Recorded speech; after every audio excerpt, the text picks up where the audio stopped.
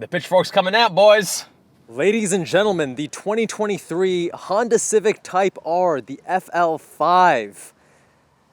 Quite a departure from the FK5 that came before it.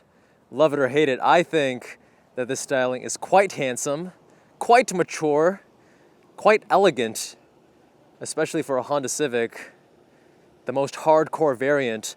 And the question today is, how does this handle on track? We're out here at Eagles Canyon Raceway near Dallas, Texas. Let's see how she drives. Traction control off, and we are in plus R mode.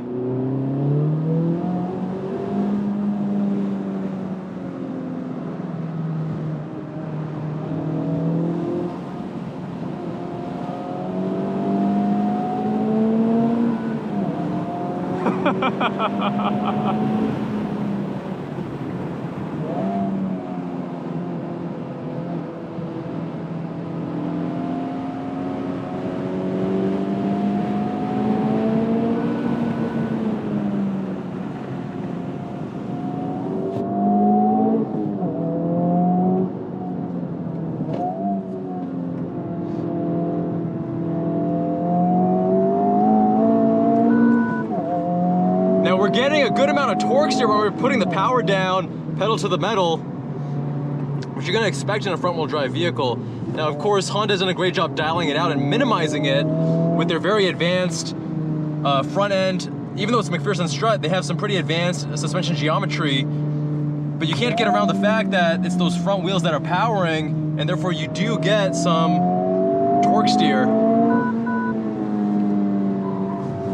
There we go.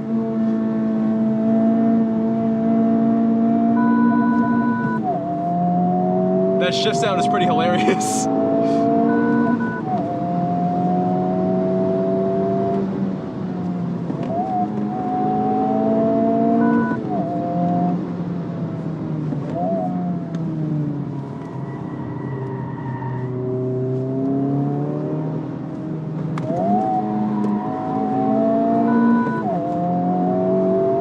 We're powered by a turbocharged inline 4-cylinder, putting out 315 horsepower.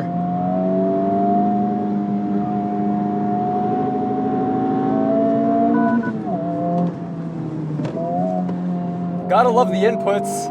When Honda wants to, they can just dial in the inputs so well. Everything here just feels so proper.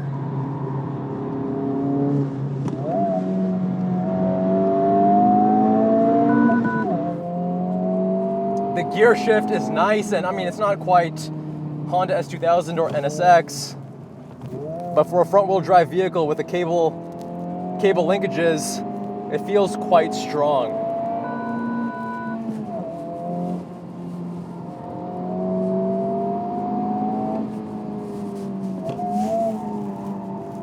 Man, the way this thing grips, good Lord. Fantastic seats are doing a good job of keeping me bolstered in as well.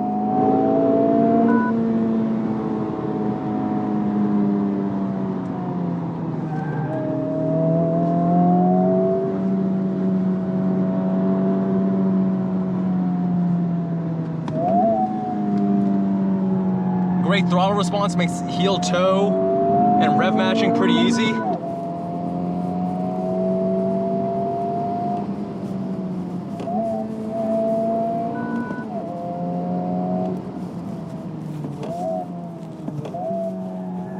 Now with the weight transfer, you can actually get some rotation, but that's going to be under braking. With front wheel drive, you cannot use the throttle to induce oversteer. For some people, that's a pretty large con, and other people don't mind so much. You're gonna have to decide which camp you lay in. While the car is, of course, very stiff, and possibly even a little bit too much so for the street,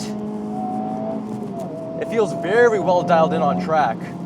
At least on this track, which is a pretty smooth track, admittedly.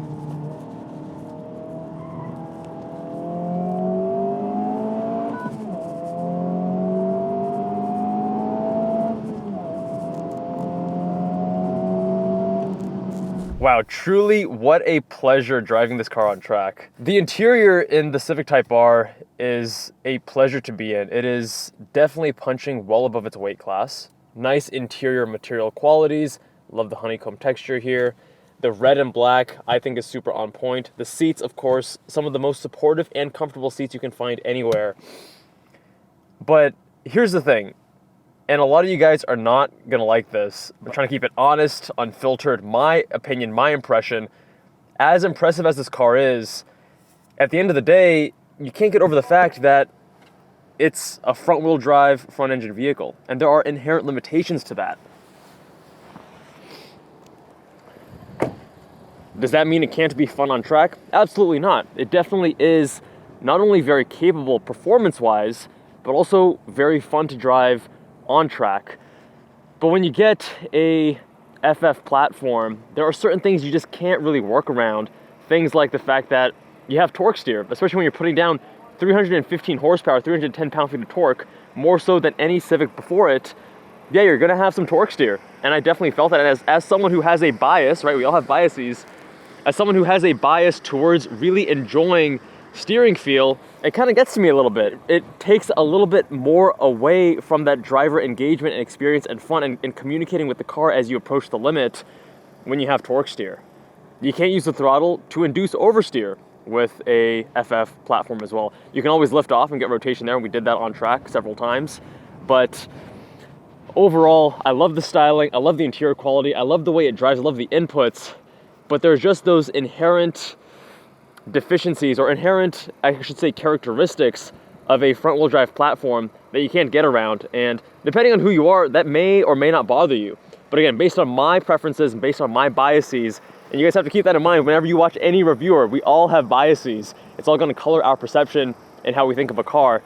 Very impressive as a front-engine, front-wheel drive platform, but based on my preferences and based on my biases, I'd choose something else, like a GR Corolla, GR Supra, GR86, for what I feel is more aligned with my driving style.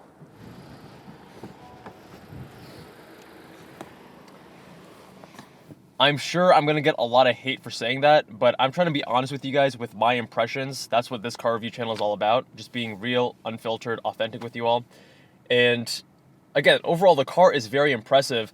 Do keep in mind that this is a very smooth track. So if you go on a bumpy track, and I'm sure you guys have seen the footage from Sonoma Raceway, or if you're driving on a bumpy canyon road, this car might be too stiff. The other kind of silly thing is that in Plus R mode, the fake engine noise was so overpowering, and it's a very prominent fake engine noise that is not pleasant to the ears. It's a little bit harsh. It has a little bit of a sibilant quality at the higher frequencies.